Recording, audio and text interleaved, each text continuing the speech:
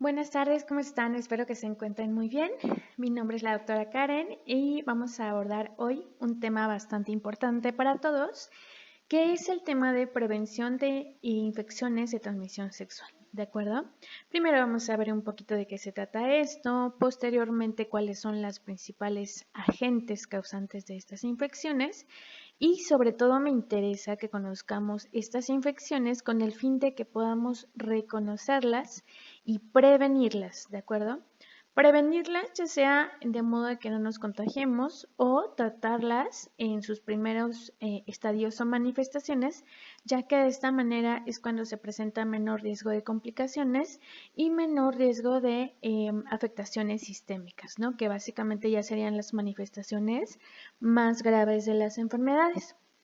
Y bueno, pues también es importante definir que este tipo de infecciones en su mayoría, más bien se ha cambiado la denominación actualmente por infecciones de transmisión sexual en vez de enfermedades de transmisión sexual, ¿de acuerdo? Entonces, básicamente esto se debe a que el medio de transmisión es casi exclusivamente sexual, ¿no? Aunque ese casi, pues puede ser que también haya otros medios de transmisión, pero que comúnmente o la mayoría se transmiten por contacto físico, ¿de acuerdo? Entonces vamos a empezar a revisar este tema, ¿de acuerdo?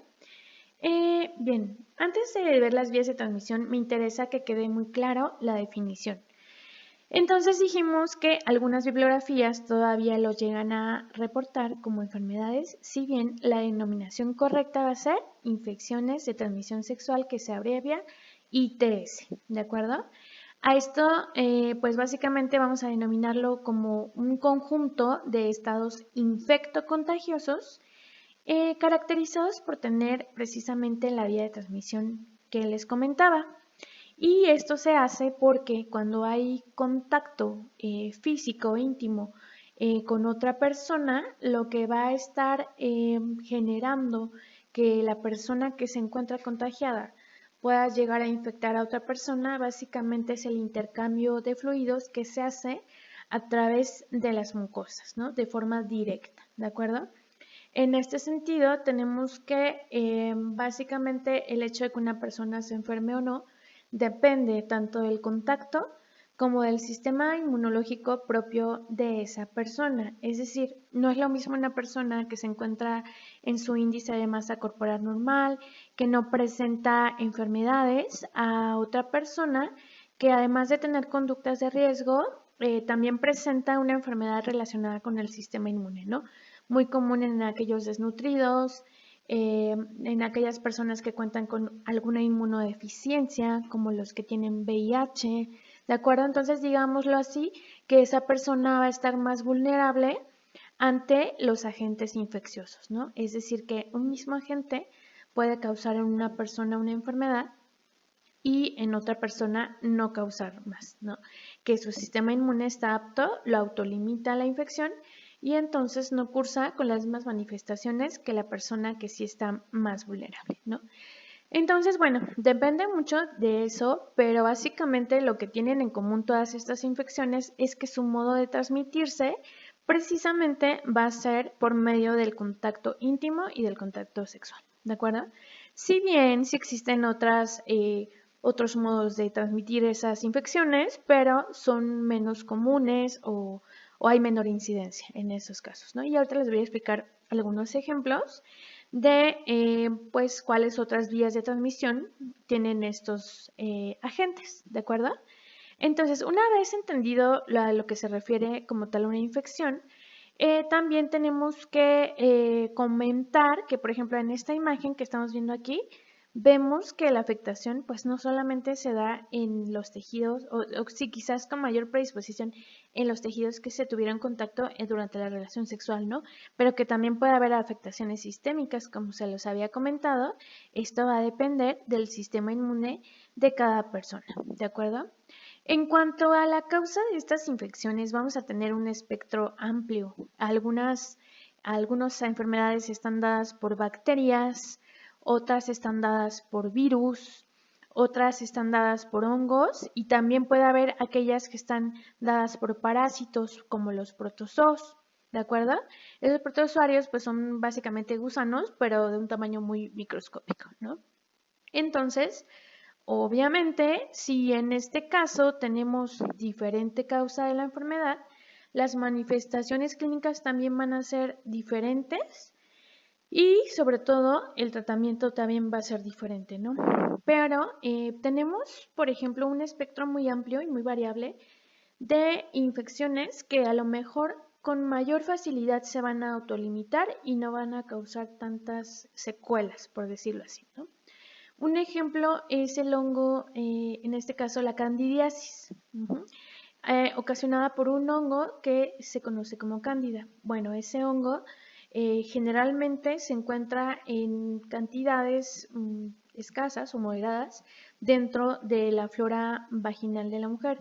Sin embargo, si empieza a condicionar ciertos factores como el pH, como otras infecciones, como el propio sistema inmune de la paciente se encuentra deficiente en ese momento que tuvo contacto con la cándida, entonces la cándida lo que puede hacer es que si no se encuentra el sistema inmune apto, puede empezar a infectar y dar como manifestaciones como flujo, comezón, etcétera, ¿no? Esta infección es muy común y generalmente se autolimita, pero no es lo mismo que lo que puede ocasionar bacterias o el BPH, que incluso hasta puede llegar a causar cáncer, ¿no? Entonces, a esto me refiero con que hay un espectro muy amplio de síntomas, que puede haber agentes que no sean tan agresivos y agentes que son muy agresivos y que pueden condicionar cambios tan importantes como cáncer o incluso estas fotografías que estamos viendo, ¿no? Que ya son lesiones muy acaparatosas, que causan mucho dolor, que causan que la persona no pueda tener en ese momento calidad de vida, ¿no? Entonces, esas son las diferencias que vamos a reconocer el día de hoy. Entonces, como lo comentábamos, van a haber distintos agentes y por supuesto estos agentes también tienen distintas vías de transmisión. Aunque lo más común es que sean por la transmisión sexual y el contacto directo, ya sea coital, anal u oral, sobre todo cuando se tiene una actividad sexual de riesgo, ¿no? Es decir, sin protección, con más de una pareja o incluso con una sola pareja pero que esté infectada, ¿no? Entonces, esto es una situación bastante complicada. ¿Por qué? Porque en ocasiones, o más bien la mayor parte de las ocasiones, cuando la infección todavía se está instaurando, que a esto generalmente le conocemos como un periodo de incubación que varía de un agente a otro, ¿no? Un ejemplo, hay bacterias, virus que tienen periodos de incubación cortos, pero también hay otros que tienen incubación de hasta semanas o meses. Luego entonces puede ser que tengas el contagio o el contacto mucho antes de que se empiecen a presentar las principales manifestaciones. Y de ahí la importancia de la prevención. Si tú en tus relaciones sexuales estás utilizando un método de barrera, un método como el condón, generalmente este sí te va a proteger incluso en esos estadios, ¿no? Sin en cambio, pues si no lo utilizamos, obviamente tenemos más posibilidades de adquirir la infección por el simple hecho de que no hay ningún agente, propiamente ningún material que nos esté protegiendo del contacto con esos fluidos y que la otra persona ya tiene la infección y nosotros no lo sabemos. ¿Por qué? Porque esa infección apenas estaba instaurando o incubando, ¿sale? Entonces es muy importante conocer esto porque es bastante complicado a la hora de que no reconocemos una infección en la otra persona o incluso en nosotros mismos, ¿no? Y seguimos teniendo relaciones y todo esto. Entonces, este punto es muy importante, tener la prevención de siempre utilizar el condón, pues siempre que se vaya a tener una relación sexual, idealmente, ¿sale? Por esta misma parte, de que no va a ser posible reconocer siempre las manifestaciones. Entonces, ¿por qué les decía que basta con una pareja infectada? Porque en muchas ocasiones nos llegan a preguntarnos, sobre todo los pacientes, y este es un tema muy delicado, ¿sabes? Porque eh, generalmente te llegan a preguntar que cómo es que están contagiados de esa infección y en ese sentido, pues ya sabemos que lo más común es por un contacto con una persona infectada, ¿no? Y entonces este es un tema delicado cuando solamente se tiene una pareja, ¿no? Porque es el típico amigo, date cuenta, que pues que no son dos, ¿no? O sea, tuvo que haber tenido contacto la persona con otra persona infectada, ¿no? Entonces es bastante delicado porque no es como que podamos asegurarlo, ¿no? O decirle directamente, sabes que tu pareja tuvo contacto con alguien más, pero sí es como que muy probable que eso haya sucedido. ¿Sí me explico? O sea, ¿fue eso o se inyectó con algo contaminado? Entonces, sí me explico, o sea, como que por pura estadística es como que no, pues sí, sí, tu pareja te contagió, entonces si tú no estás contagiado o no estabas contagiado, pues tú va a haber que tenido contacto con otra persona, ¿no? Entonces, híjole, es bastante serio. Obviamente se tendría que individualizar ese paciente y manejar siempre pues la información muy sutilmente de una forma en que puedas explicar las posibilidades, ¿no? Y pues ya depende mucho de la persona si se quiere protocolizar la pareja, hacerse estudios y demás, pero pues básicamente esto, es muy delicado y pues sí, generalmente tener solo una pareja no es una garantía de que no te vas a contagiar, ¿vale? Entonces, tenemos también otros tipos de transmisión, ¿no? Por ejemplo, está aquella madre contagiada que se embaraza y entonces la infección va a ser transmitida por una vía transplacentaria o durante cuando nazca el bebé, ¿no? Por vía vaginal. Entonces, esa transmisión puede ser perinatal o puede ser en el momento de parto, dependiendo sobre todo de qué agente es el del que estemos hablando, ¿no? Como les decía, pues hay agentes muy agresivos y muy infecciosos y hay otros que pues aparentemente no tiene tanto este grado de transmisión, ¿sale? Y también les decía que esta es la otra posibilidad, ¿no? Que la transmisión sea meramente sanguínea y obviamente esta es la menor posible. Y sobre todo, pues aquí hay muchas preguntas relacionadas, por ejemplo, en la transmisión por sangre. Hay preguntas relacionadas con las personas que se dedican, por ejemplo, al sector salud y que te llegan a preguntar, no, es que pues yo me pude haber contagiado por picarme con una aguja que estaba contaminada con sangre de un paciente. Repito, por estadística es muy poca la probabilidad, porque también esto tiene que ver con el inocuo del contacto, con la carga que estás teniendo contacto, ¿no? No es lo mismo de que, ay, me piqué con una agujita que estaba como que había tenido contacto con el paciente que tiene infección por VIH, a que tuve relaciones 10 veces con una persona y no me protegí. ¿Sí me explico? O sea, en esto hablo del amplio espectro de posibilidades, que realmente, por ejemplo, para VIH es muy poco común que tú te infectes por una aguja, aunque siempre hay la posibilidad, pero es muy poco común a que realmente haya sido porque tuviste relaciones sin protección, ¿no? Es mucho más probable la segunda. Entonces, pues esto también tiene que estudiarse en el momento de que la persona va a su consulta, ¿de acuerdo? Muy bien, entonces, transmisión sanguínea, también hay otros exclusivamente casi de transmisión sanguínea, como el virus de la hepatitis C, ¿no?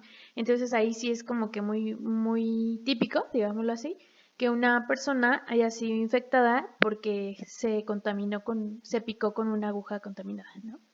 Pero no generalizamos hacia todos los agentes. Es muy específico en cuáles es más común por transmisión sexual. Es igual diferente cuáles se van a transmitir por de la mami hacia el bebé, ¿no? Como el VIH o también hasta el papiloma también se puede transmitir. Y cuáles se van a infectar por transmisión sanguínea, ¿no? Que serían de más a menos, sería más común menos y bueno, entre y pueden estar equilibrados, ¿no? Pero son los menos comunes. Y también dijimos que es importante hablar de las causas de las infecciones, ¿no? Puede ser desde una bacteria hasta un gusano pequeñito, que son los protozoos, pero ¿por qué es importante esta diferencia? Obviamente que dependiendo de la causa va a ser el tratamiento, ¿no? A la hora de que seamos, a la hora que nos vayamos a revisar y que nos digan, pues tienes una bacteria, pues te van a mandar tu medicamento y todo, pero no es lo mismo que te digan que tienes VIH, ¿no? Que es mucho más, hay muchas más implicaciones. Entonces, básicamente, acercarte con una persona de la salud en cuanto tú empieces con manifestaciones y sabes que tuviste una conducta de riesgo, pues va a ser lo ideal para que tú puedas tener un diagnóstico oportuno y, por supuesto, un mejor pronóstico, ¿no? Es súper importante. Más adelante vamos a hablar de esas medidas, pero básicamente es esto. Hay diferentes causas y esas causas dan diferentes manifestaciones y obviamente son otros tipos de tratamiento, ¿no? Entonces también es importante reconocer que hay muchas causas de las infecciones de transmisión sexual. Luego entonces vamos a ver algunos ejemplos que son como los más comunes en cuanto a los tipos de agente, ¿de acuerdo? No son todos, aquí vamos a abarcar hoy los más importantes, ¿de acuerdo? Entonces, digamos que de más graves, ¿no? Virales, puede ser como el condiloma o las lesiones tipo verrugas genitales, que básicamente las va a dar el virus del papiloma, ¿no? De hecho, de ahí viene su nombre. Y el BPH dijimos que es importante identificarlo en etapas tempranas porque de ello depende si solamente se va a autolimitar el tratamiento o si ya tiene que haber un tratamiento invasivo para que ese virus no cause cáncer cervicuterino, ¿vale? Más adelante lo vamos a estar especificando, pero básicamente es el papiloma. Y también vamos a encontrar otros como la hepatitis C y B. Esto les decía, también se puede transmitir tanto por vía sexual como por contacto con sangre, ¿no? Las agujas. El herpes, que también es muy común, ¿no? Herpes zóster, es herpes genital. Y este es diferente porque da mucho ardor, mucho dolor y lesiones que tú puedes ver ver, tocar, sentir y sobre todo que duelen muchísimo, ¿no? Entonces, es muy diferente a los signos y síntomas que dan los otros dos. Y por supuesto algunos de los más graves, por decirlo así, como el virus de inmunodeficiencia humana, que se puede convertir en el SIDA, ¿no? El síndrome que ya conlleva a ciertos hallazgos en los exámenes de laboratorio y por supuesto ya nos habla de una enfermedad instaurada y avanzada, ¿no? En los primeros estadios, el pronóstico del VIH hoy día es bueno. Relativamente estamos hablando de que una persona infectada con sus antirretrovirales, que son los medicamentos que se utilizan, va a tener una esperanza de vida buena. Es decir, mientras esté con tratamiento, podemos asegurar que al menos esté estable y pues es muy variable es muy variable los años que va a estar estable la persona, pero con tratamiento puede salir adelante, ¿no? Hoy día hay muchas alternativas, obviamente esto se tendría que gestionar individualmente, pero básicamente ya hay tratamiento, ¿no? Obviamente ya cuando está un poco más hacia síndrome que propiamente se presentan ciertas características del sistema inmunológico afectado, ¿no? Por ahí hay una línea celular que vamos a estudiar como médicos, que es un rango en el que nos fijamos para ver qué tanto opciones de tratamiento nos quedan y individualizarlo, ¿no? Pero básicamente esto ya es más grave, ¿no? Implica más cosas. ¿Por qué? Porque recuerden que las defensas pues son nuestro medio por el cual confrontamos a todo ese tipo de agentes. Y si este virus lo que hace es suprimir esa respuesta, entonces la persona a lo mejor no fallece propiamente por el virus, pero sí porque como las defensas estaban deprimidas, se coinfectó aparte de bacteria, de una neumonía, de otro virus, ¿no? Ahorita que estamos mucho en contexto de COVID, hasta de COVID, ¿no? Entonces, bueno, definitivamente ese es un antecedente muy importante para normar el tratamiento. Por eso les hago tanto hincapié en la prevención. O sea, de verdad, la prevención salva vidas, ¿no? Y esto es lo mucho que estamos insistiendo, sobre todo en esta materia, que se enfoca a prevenir, ¿de acuerdo? Entonces, bueno, vamos a seguir viendo. Y tenemos también bacterias. Estas son bastante comunes, incluso me atrevería a decir que estadísticamente son más comunes encontrar este tipo de infecciones bacterianas, sobre todo en vulva y vagina, incluso que los virus, ¿no? Entonces, las bacterias, hay ciertos grupos de bacterias que van a estar presentes de forma, digámoslo así, natural, una flora natural en las mucosas. Pero ¿qué sucede cuando volvemos a lo mismo, ¿no? Cuando el sistema inmune está inmunosuprimido o quizás la persona con la que tuvimos contacto ya tenía la infección y por tanto nos pasó la infección o al revés, ¿no? Todo puede suceder, pero aquí la cuestión importante es que hay algunas bacterias que habitan en estas mucosas, pero que ante cambios como por ejemplo el pH, que nos estemos haciendo algún tipo de procedimiento, que hayamos tenido relaciones con una o más personas, otro tipo de infecciones como urinarias. Todos estos factores se van juntando y condicionan que nos hagamos más propensos a estas infecciones, ¿de acuerdo? Puede ser que si una persona tenga un sistema inmune muy apto, o incluso en estas lesiones bacterianas, ¿no? Que generalmente el hombre las van a manifestar muy diferente que una mujer y que incluso pueden llegar a ser menos agresivos los síntomas en el hombre que en la mujer, sobre todo por algunas características anatómicas propiamente del hombre y la mujer, que ya las estuvimos viendo y analizando, ¿no? Las diferencias anatómicas también determinan que se manifieste de diferente forma una infección, pero esto es delicado porque a veces podemos tener relaciones con alguien y no saber que estaba infectado, ¿no? De las bacterias, algunas enfermedades que pueden llegar a dar es la gonorrea, que está dada por Neisseria gonorrea, es la sífilis y también que está dada por Treponema pallidum y también la clamidia, ¿no? Entonces, esto que da unos síntomas espantosos, a los pacientes nos llegan con dolores horribles al orinar o al tener relaciones sexuales, ¿no? Entonces, obviamente que la persona se da cuenta en etapas tempranas porque da muchos síntomas, ¿de acuerdo? A diferencia del VIH y del VPH, que puedes andar por la vida con estos virus y no darte cuenta hasta muchos meses después, ¿no? Cuando ya está instaurado y ya está avanzado. Insisto, aquí lo que importa mucho es la prevención, ¿sale?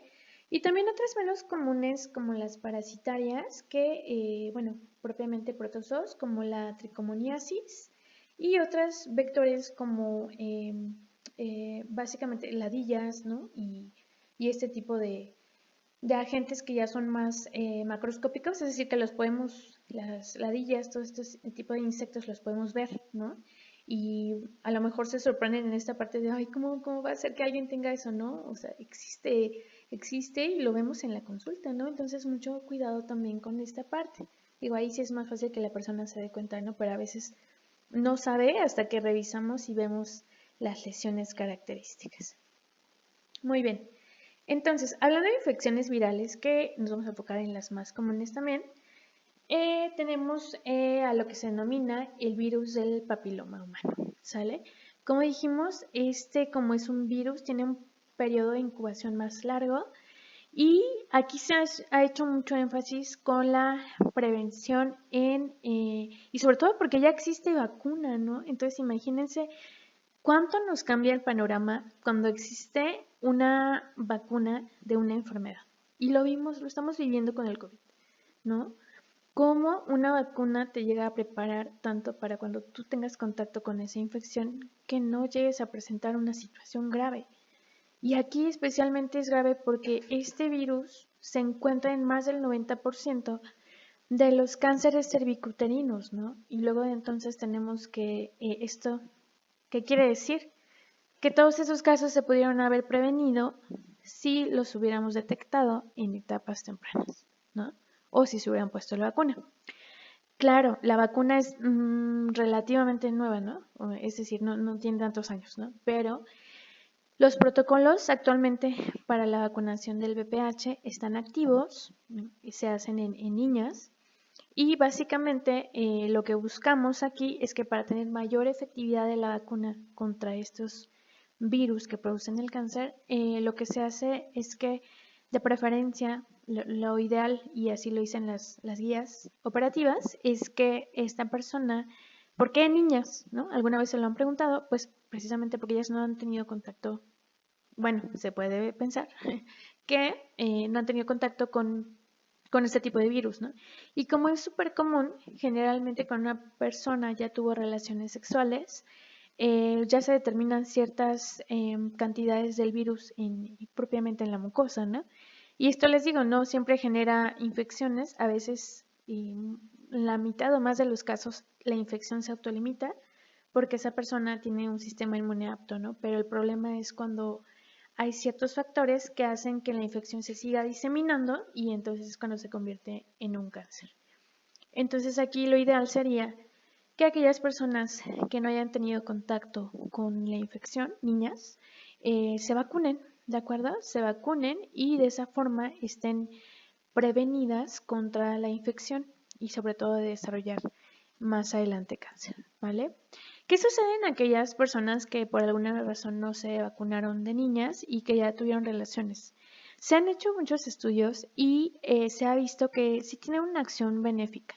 O sea, definitivamente la eficacia no es la misma, pero sí tiene una acción benéfica sobre todo con los serotipos más agresivos. ¿Y qué dijimos que causan los más agresivos? El cáncer. Entonces yo creo que también es muy válido que pues que también se haga este tipo de inmunizaciones en mujeres aunque no lo hayan tenido sus inmunizaciones de niñas, ¿no? O sea que se tenga la opción para que disminuyamos ese riesgo de que el virus se pueda convertir en un cáncer. Entonces, bueno, lo importante de esto es acercarse hacia las clínicas familiares, ¿no? En este caso que ustedes la mayoría tienen IMSS. Entonces, bueno, por nuestra querida universidad, ¿verdad?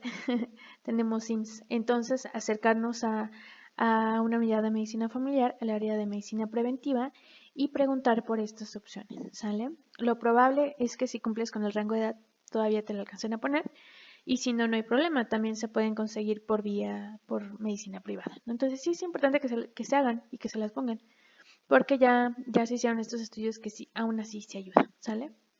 Entonces, ¿cuál es el problema? Pues que tiene un periodo de incubación largo, ¿no? Entonces, esto a veces no se detecta hasta que ya afectó el cervix de una manera importante y sobre todo pues porque no da mayores síntomas hasta que las niñas, las chicas nos llegan a decir, es que doctora me estoy infectando muy seguido, tengo un flujo raro, tengo dolor, ¿no?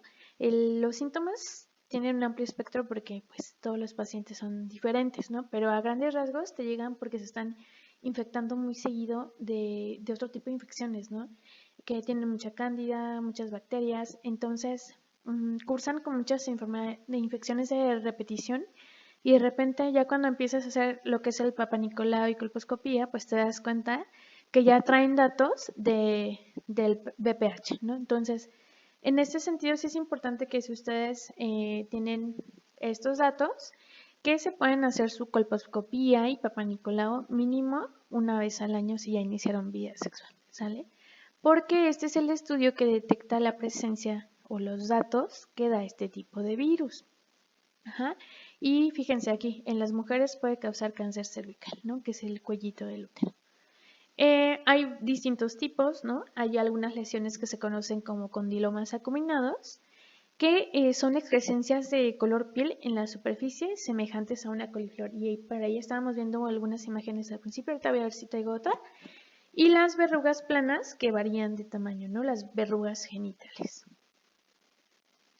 Entonces, esto es importante porque en esas primeras fases, pues lo único que van a estar refiriendo los pacientes puede ser esto, ¿no? Como que un prurito, una comezón ahí rara, ¿no?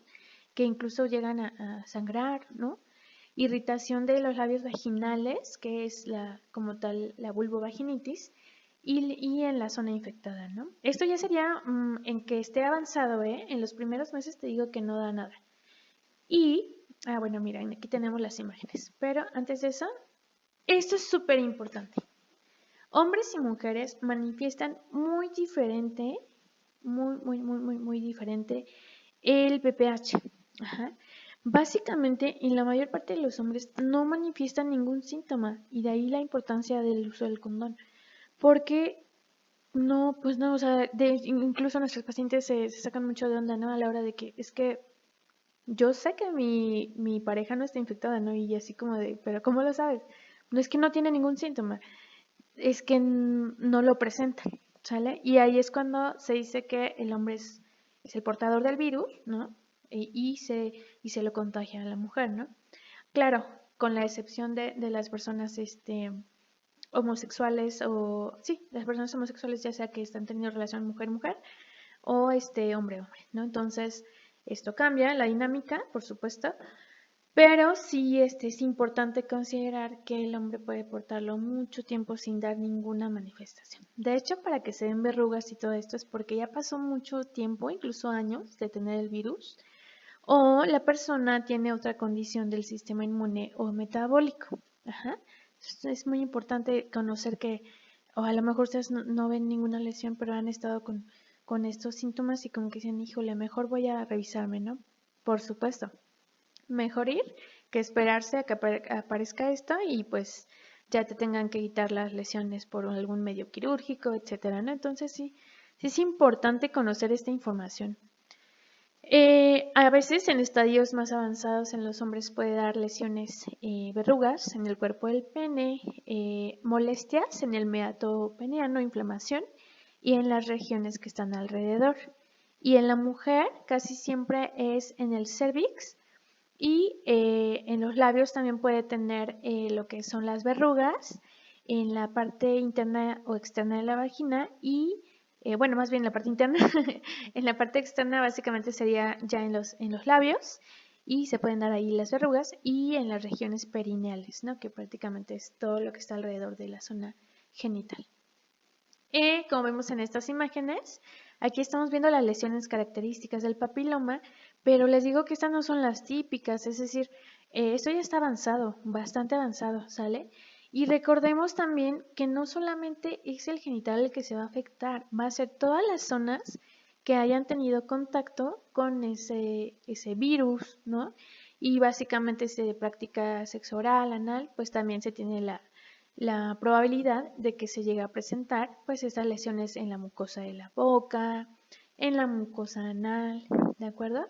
Aquí vamos a tener también las lesiones precisamente en el ano, en la parte externa, que ya están pues avanzadas, ¿no? Y esta está súper avanzada, o sea, la verdad es que van a decir, no, pero es que ¿cómo se van a esperar a que tengan eso? Créanme que sí. O sea, yo no sé, hay muchos factores, ¿no? Por vergüenza, porque a veces pues hay miedo a que se juzgue a la persona. Entonces esperan muchísimo y pueden llegar con ese tipo de lesiones, ¿no? Que prácticamente el pronóstico ahí ya es muy delicado, ¿de acuerdo? Y también hablando de otro tipo de agentes, porque no es el único, pero sí este énfasis, antes de que se me olvide, el papiloma es de los más comunes, ¿eh? Y recuerden que para fines de examen, ¿por qué es muy importante ese? Porque puede causar cáncer cervicouterino, ¿sale? Y pasando a otro agente, que sería el herpes, hoy voy a tratar de irme un poquito más general para que no nos demoremos tanto. Del herpes, hay distintos tipos de herpes, herpes zóster, herpes simple, ¿no? Y lo que puede llegar a generar es ampollas y granos dolorosos, ¿no? Granos es un término muy coloquial, pero pues para que me entiendan, ¿no? Y en las membranas genitales, ¿no? Entonces igual, este tipo de lesiones varía mucho del sistema inmune del paciente, ¿no? Y a lo mejor dicen, no, pues es que esto es más como de viejitos, así. No, también los jóvenes nos llegan con este tipo de lesiones genitales, ¿no? Entonces sí es importante que lo reconozcan. Esta foto, o sea, de verdad, es muy característica del herpes, esa lesión. Cuando yo veo esa lesión ya, o sea, casi tienes el 90% del diagnóstico, ¿no? Y les decía que duele mucho, arde, ¿no? Entonces te dicen, no, es que me arde muchísimo, las lesiones están muy grandes. Incluso me han llegado con la pura fotito, ¿no? O a veces los que te consultan por WhatsApp. Pues sí, y de hecho tú ves y no, pues es herpes, ¿no? Ya le empieza su tratamiento. Pero pues es importante que se haga análisis, ¿no? Y se manifiesta diferente, ¿no? Hay una sensación de calor, hay comezón, está la aparición de zonas rojas o rosadas porque también pues como se rascan y se pueden llegar a contaminar y a contaminar con otras bacterias, ¿no? Son pequeñas ampollitas, como pueden ver, son como burbujitas llenas como de un líquido y se unen para formar una ampolla larga, ¿no? Esto va a ser muy doloroso, va a contener un fluido y es por eso que si tienen contacto con este agente, pues es muy fácil que se contagie, ¿no? Lo que explicábamos del inocuo, de la carga viral, ¿no? También. Y ya avanzados se pueden hacer unas, como que se va secando y se hacen unas costritas y deja ahí una cicatriz en el trayecto de los nervios. Y alrededor de la ingle, pues esas estructuras que se llaman ganglios linfáticos van a estar inflamados, ¿no? Y es esto lo que nos dice aquí, bultos en la ingle. Ay, perdón. Lo que nos está diciendo ahí bultos en la ingle no es más que adenopatías, ¿no? Ese es el término médico. Bien, y pues es el sistema inmune que está sensibilizado y está actuando, está promoviendo la respuesta inmunitaria, ¿sale? Y así es como se ven en las mucosas. Si se dan cuenta, es muy diferente cómo se ve en la mucosa del pene que en otras zonas genitales, ¿no? Por ejemplo, en los labios, este es por el tipo de epitelio. De acuerdo al tipo de epitelio van a poder cambiar un poco las lesiones, pero sí son sumamente características, ¿no?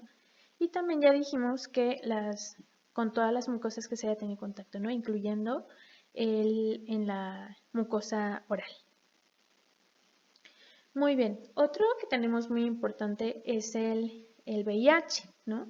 Que aquí si nos dice SIDA, acuérdense que esto ya es con el conjunto de signos y síntomas que aparecen ya como consecuencia del virus, que es el virus VIH, ¿de acuerdo?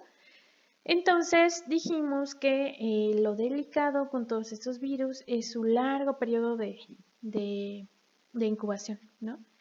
Las vías de contagio van a ser por vía oral, vaginal o anal, por cualquier contacto que se haya tenido con los fluidos, también por vía sanguínea, aunque esta es menos común, por región perinatal, que sería cuando una mami está infectada, ¿no? Y contagia a su hijo durante el tiempo que está embarazada o una vez que ya nació. Incluso se han reportado casos en los que se contagia cuando hay lactación, ¿no? Finalmente es un fluido. Entonces, pues es diferente la vía de contacto, pero sí sigue siendo un contacto con un fluido. Y además de que en la lactancia también se comparten células inmunitarias. Entonces, aquí pues nos dice, sí hay que preocuparse de la leche materna, de las secreciones vaginales y sangrado menstrual, por lo que estamos comentando. Aquí sí se contienen como tal el virus, el semen y el líquido preoyaculatorio. Eso también lo explicamos por qué sucedía cuando explicamos la anatomía del cuerpo masculino y la sangre, ¿no?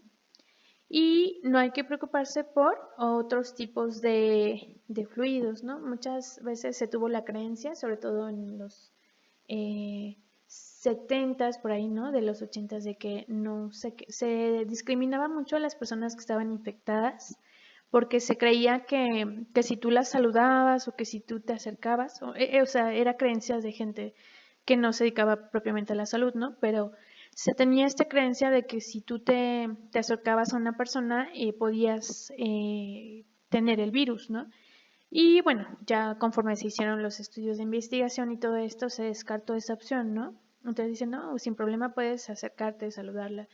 O sea, realmente tendrías que tener relaciones con esa persona o tener contacto con cualquiera de estos fluidos para contagiarte, ¿no? Entonces, por las lágrimas no, por la saliva no, por la orina y excremento no, pero sí por todo este tipo de fluidos que ya contienen como tal el virus, ¿no?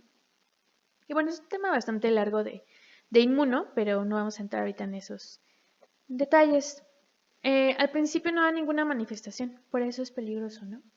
Y ya cuando la persona tiene síntomas es porque ya está enfermo. Y te digo que en este punto pues ya se hacen estudios sanguíneos y se determina incluso la carga viral, la afectación que hay hacia el sistema inmune y se estadifica la enfermedad, ¿no?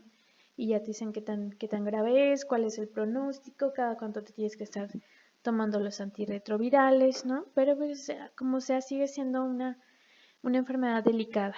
Los síntomas son muy variables, depende de cada paciente y del estadio. Pueden presentar hasta desde fiebre, sudoración nocturna, diarrea es uno de los más característicos, una descompensación en relación al peso muy importante, cansancio, ganglios inflamados, que es lo que explicábamos también con el virus anterior. Y también, pues miren que propiamente las erupciones de la piel, ¿no? Manifestaciones dermatológicas. Pero ya así como tal la neumonía o la tos, pues ya sería porque se coinfectó. Lo que les explicaba que como el sistema inmune está bajo, entonces esto hace que sean personas propensas a una gripe que a ti te duraría 3-5 días, pues a la persona ya con tal como el SIDA, pues puede matarla, ¿no? De tan deprimido que está el sistema. Entonces, pues bueno, esto también es importante.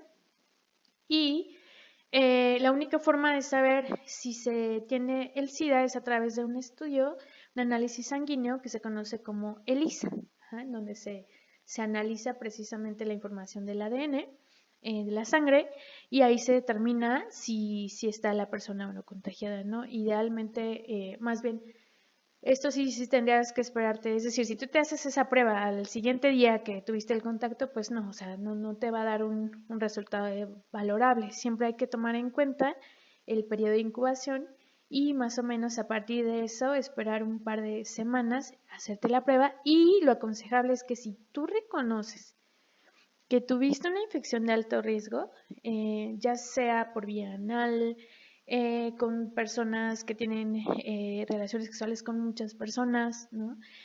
Con sexoservidores o sexoservidoras. Es decir, ese es un alto riesgo, ¿no? Ahorita lo digo de forma general, no lo digo de forma que sea una característica propiamente de las personas que se dedican a esto, simplemente que hay mayor predisposición, ¿no? Por el contacto que se tiene, y ya lo explicamos anteriormente. Entonces, sigue siendo una conducta de riesgo, ¿de acuerdo? Ahora, en este punto, lo ideal sería que te practicaras la prueba en un par de semanas después del contagio y después te vuelvas a tomar una prueba unos 6 a 8 meses después para confirmar que efectivamente es negativa, ¿no? En el caso que quieras descartarlo. Entonces, pues básicamente es esto, ¿no? En cuanto a la hepatitis B y C, tenemos que, si bien es menos común, pues también se va a dar a partir de 2 virus, que son el virus B y C, serotipos, y se contagia por sangre o fluidos corporales. Por eso es común que a veces las personas que comparten jeringas, sobre todo cuando consumen algún tipo de droga como la heroína, también terminen adquiriendo estas infecciones. La exposición puede ocurrir después de un pinchazo con una aguja, punzocortantes, y si hay contacto con sangre u otro fluido, también se puede llegar a contagiar, ¿no? Entonces, esto siempre lo hemos estado recalcando mucho, que hay varios tipos de contagio, ¿no? Entonces, pues básicamente aquí tenemos todos los contagios o a partir de qué se puede dar, ¿no? Jeringas compartidas, aguas y alimentos que hayan estado en contacto con la persona o en mal estado. Esto es más propio de otro tipo de hepatitis, como por ejemplo la hepatitis A y E. Ajá. Y de la B y C, pues lo más común es que sea esto, las transfusiones sanguíneas, que la verdad es que ya es rarísimo, porque incluso cuando tú vas a donar sangre, te hacen todo un interrogatorio e incluso cuando te sacan sangre, esa sangre se manda a descartar que no esté contaminada con ninguno de este tipo de virus, ¿no? Entonces, pues de esa forma se asegura de que no le vayas a contagiar a otra persona que le vayas a transfundir sangre. Actualmente ya se tienen protocolos muy controlados. Y por supuesto, por relaciones sexuales en el serotipo hepatitis B y C. ¿Sale? Bueno, entonces, como pueden ver, esta imagen me interesa que la vean porque seguramente si ustedes ven esto se van a coger mucho de las imágenes que estuvieron compartiendo cuando se dibujó al COVID por primera vez, ¿no? Y esto hace que estos agentes sean especiales, ¿no? Por el periodo de incubación, porque son muy pequeños, ¿no? Entonces si tú tienes esto o COVID, pues no es válido que te den medicamentos antibióticos, porque los antibióticos son para bacterias y no le van a hacer nada, ¿no? Entonces, todos estos virus, el VIH tiene su tratamiento específico que va enfocado y que sí se ha comprobado que terapéuticamente puede llegar hasta el sitio de acción. Ajá. Por eso se los comento para que vean que el virus tiene una estructura, un tamaño muy diferente a lo que es ya una bacteria, ¿no?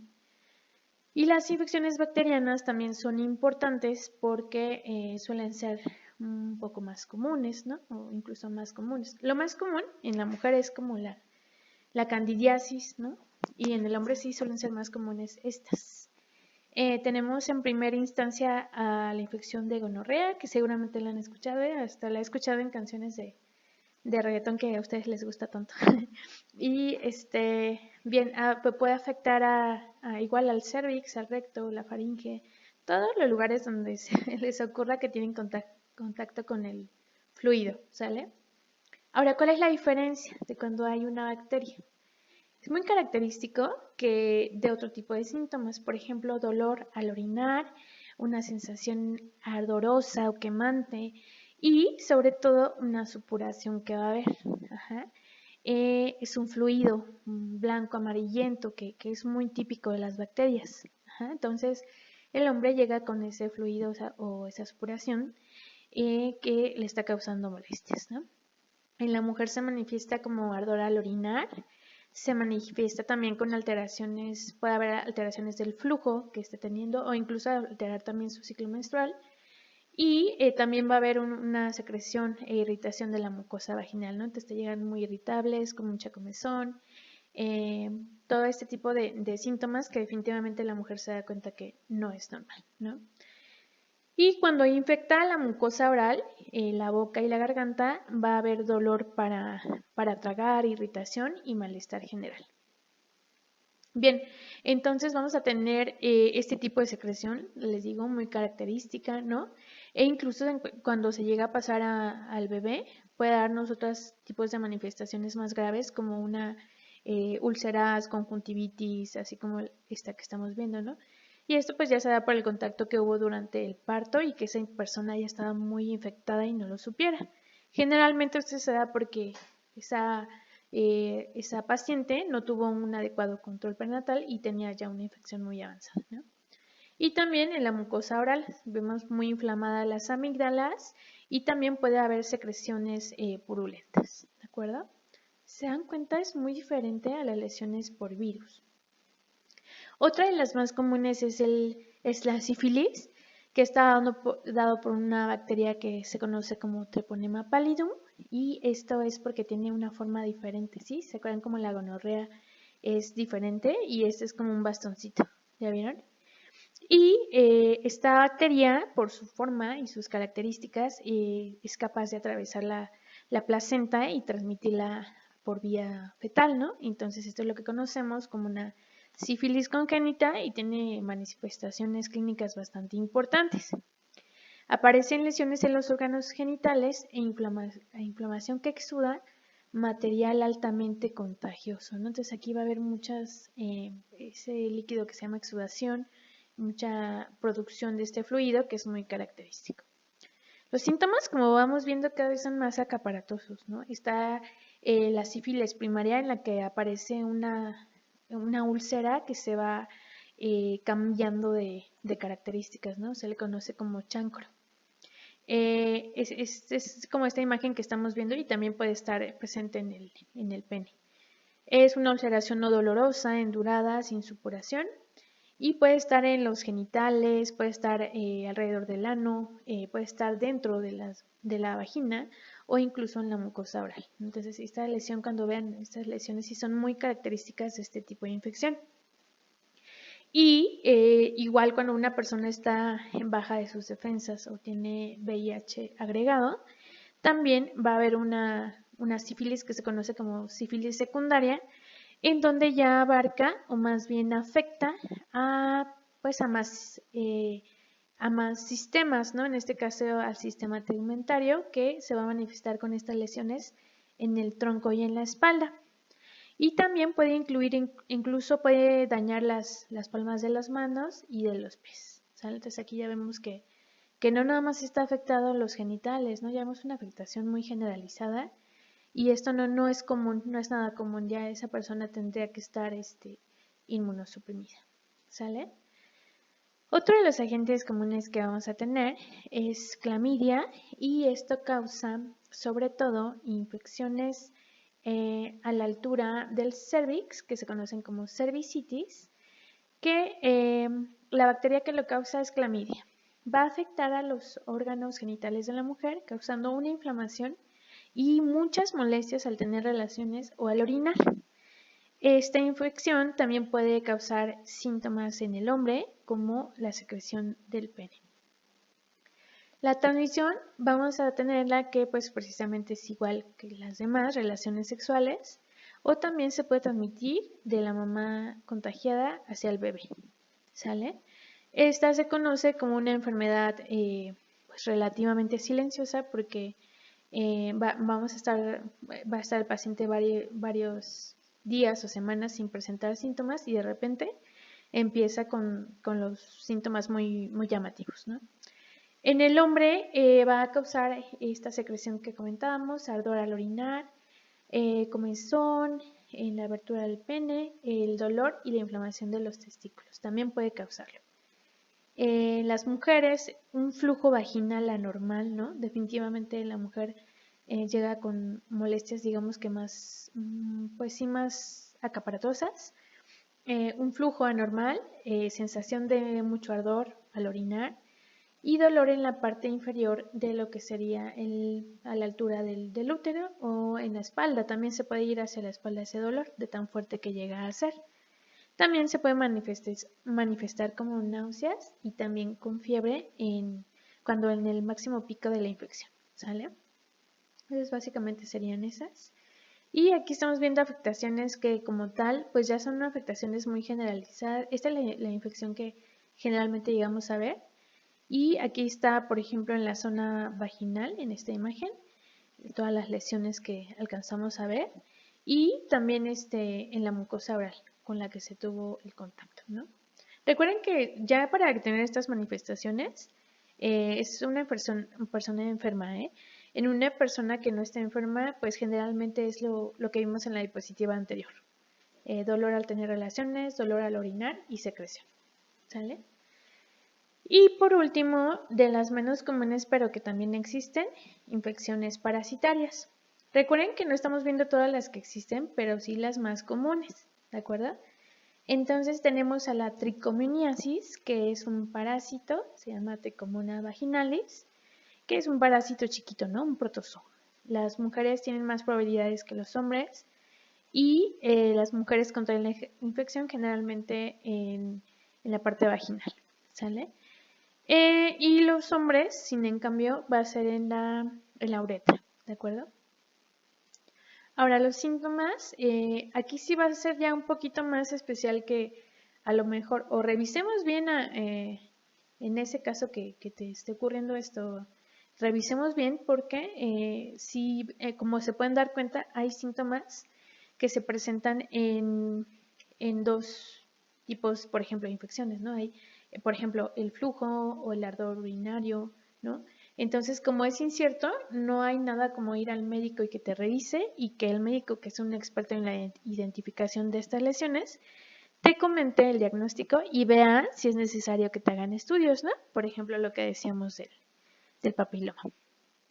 Bueno, entonces, ¿por qué les digo esto? Pues porque va a ser unos síntomas comunes, ¿no? Con otras infecciones, irritación, sensación de ardor, secreción, ¿no? A lo mejor ahí lo que nos ayudaría un poquito es que las secreciones sí cambian un poco, ya sea en la coloración, en la consistencia o incluso en el olor. Por ejemplo, de este tipo de infección se dice que el flujo vaginal de la mujer es muy anormal, o sea, es muy fétido, un olor muy fuerte y que tú cuando estás revisando te vas a dar cuenta, o incluso tú si lo llegas a padecer, te das cuenta que ese olor no es normal, ¿sale? Molestias al orinar o al tener relaciones sexuales, irritación o picación alrededor de los genitales. Entonces aquí estamos viendo cómo es un flujo muy espumoso en la vagina, ¿no? Que se puede observar, incluso la propia paciente que lo esté presentando lo puede llegar a observar y vemos cómo es, pues sí, más consistente, sobre todo estas características que tiene de la espumita, y es más grisáceo que, por ejemplo, en la bacteriana es más espeso, ¿no? Y aquí es más grisáceo y más líquido, ¿no? Entonces, bueno, aquí también estamos viendo que da una cervicitis que se ve muy roja, ¿no? Esto en algunos hallazgos es conocido como un cervix en fresa, por este puntilleo que da rojito y que pareciera que estamos viendo una fresa por la parte de arriba. Este es el cervix. Y en el hombre, pues nos puede dar este tipo de uretritis, que es la inflamación alrededor del meato urinario. Vemos cómo está totalmente rojo, eritematoso, y también en las mucosas orales, ¿de acuerdo? Y bueno, estamos viendo un esquemita de propiamente del protozo, cómo está entrando en contacto con la mucosa de la vagina. Ay, miren, esta imagen está bien bonita. Y vemos cómo empieza a dar este puntilleo, ¿ya vieron? Sí, parece una fresa, ¿no? Por arriba. Bueno, y pues también, me acuerdo que alguien la comentó en la clase pasada, ¿no? Que también los piojos, ¿no? En púbicos. Y recordemos que este tipo de agente, pues está muy ligado a lo que son el cuero cabelludo y todo esto. Por eso se dice que propiamente son del pubis. Esto me gustó cómo lo describe. Son criaturas pequeñas, de 6 extremidades que infectan el área vellosa de la región púbica y ponen ahí sus huevecillos, ¿no? Entonces estos también se pueden diseminar hacia otros lados, por ejemplo en el vello axilar o hasta en las cejas, ¿no?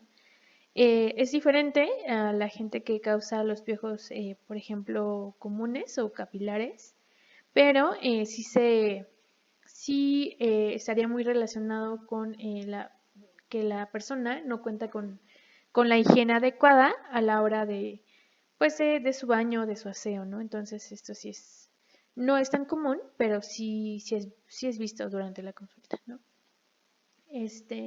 Bien, entonces estos huevos pues prácticamente se pueden incubar. La situación es que pues podría ser que en una etapa no se vean porque son apenas los huevos que llegan a ser muy pequeñitos y que pues al menos de que tú los veas y los reconozcas no vas a poder saber que esa persona tiene esto, ¿no? La característica es que hay mucha comezón, una picazón del área cubierta de vello púbico y que sobre todo empeora en la noche porque es cuando estos insectos se dan cuenta que pues, como no hay ausencia de luz, salen y empiezan como a alimentarse, ¿no? Entonces da muchísima comezón por la noche. Las reacciones cutáneas pueden ser de azul grisáceo, más bien aquí como lo estamos viendo en la imagen, y puede dar ulceraciones, ¿no? Debido a que se empiezan a rascar y cuando se rascan una lesión, pues se pueden contaminar con otras bacterias que están ahí en la piel, ¿no? Entonces, aunque es menos común, pues también es importante saber que existe, ¿no? Y el tratamiento es diferente. Entonces, pues, igual ya lo habíamos comentado en la clase anterior, creo que a pesar de que se ha hecho mucho énfasis en la información, en la prevención, muchas veces no tenemos conciencia o en el momento en que estamos en una relación por el hecho de las emociones que hay involucradas, ¿no? Ignoramos todo esto, la verdad es que es una realidad, ¿no? Entonces, aquí la idea es, pues en primera instancia, empezarse a familiarizar con estos términos, estudiar, leer, informarse en fuentes confiables para que empecemos a conocernos y a conocer los riesgos y sobre todo las recomendaciones en cuanto a una sexualidad responsable, ¿de acuerdo? Entonces, bueno, vamos a seguir en contacto, pero el día de hoy los dejo porque ya ocupamos nuestro tiempo. Les encargo que entren a Classroom para que vean cuál sería la actividad asignada en el tiempo que sobra de la clase y cualquier duda que tengan, háganmela llegar y esperemos que no sea tan recurrente que nos tengamos que ver así en línea, ¿de acuerdo? Muchas gracias, espero que haya quedado entendido al menos las generalidades y si tienen dudas acerca de algún otro tema, quedo pendiente con ustedes. Buenas noches.